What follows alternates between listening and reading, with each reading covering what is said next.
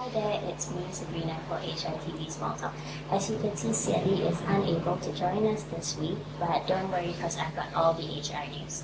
So it means that you check Facebook at work, right? I mean, you're sending out tweets, you're updating your statuses, but it turns out that social networking can actually do more harm than good to the relationships you share with your coworker. More than half of over 400 respondents to the survey said that their working relationships have been negatively impacted by social media. So, another 62% even said that they would not add their bosses as friends on Facebook, which I personally agree with.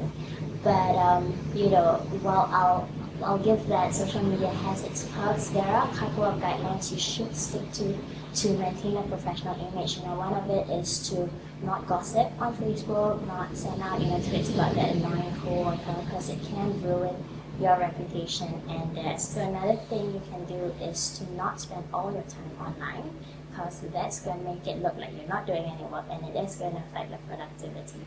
So just a couple of pointers to keep in mind. You can go online to see all the other tips that our article carries.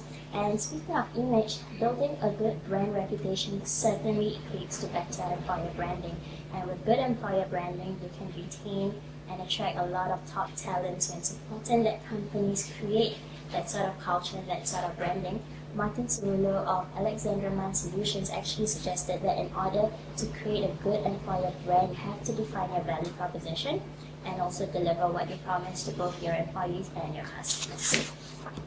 So moving right along, it's a no-brainer that HR has to be able to communicate to the employees, but it is also as important that they are able to communicate to upper management. We're always talking about how HR is becoming a bit more strategic, and it's important that they are able to communicate, because this will prove to everyone in the organization that they are a good business partner and a worthy business partner.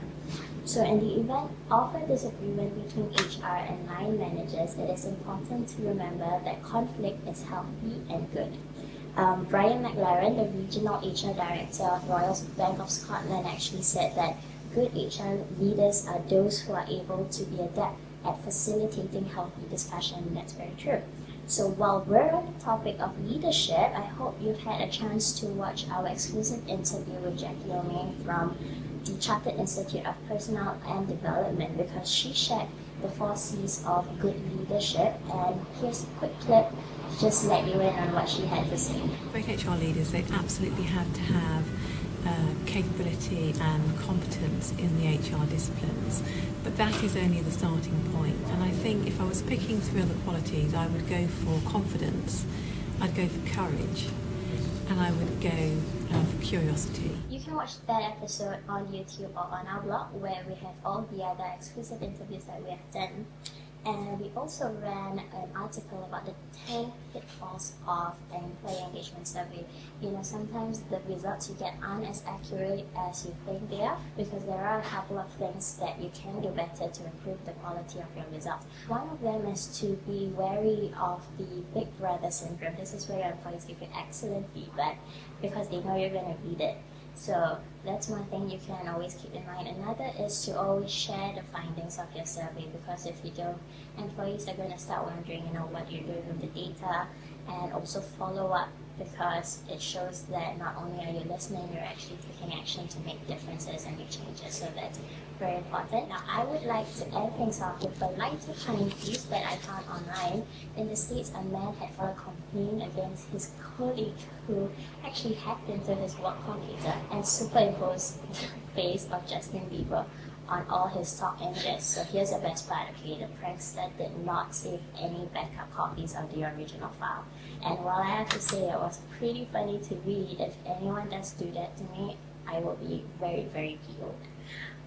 So the link to that article is up on our Facebook page, so you can share your thoughts, or even share office pranks that you've heard of or even have done yourself.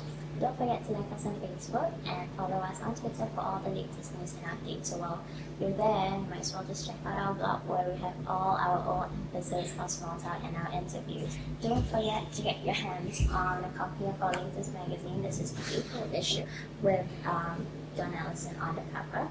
And remember, don't spend too much time online. I'll see you in 2 weeks' time because of the Good Friday holiday next week. Enjoy that break. And thanks for watching. Bye bye.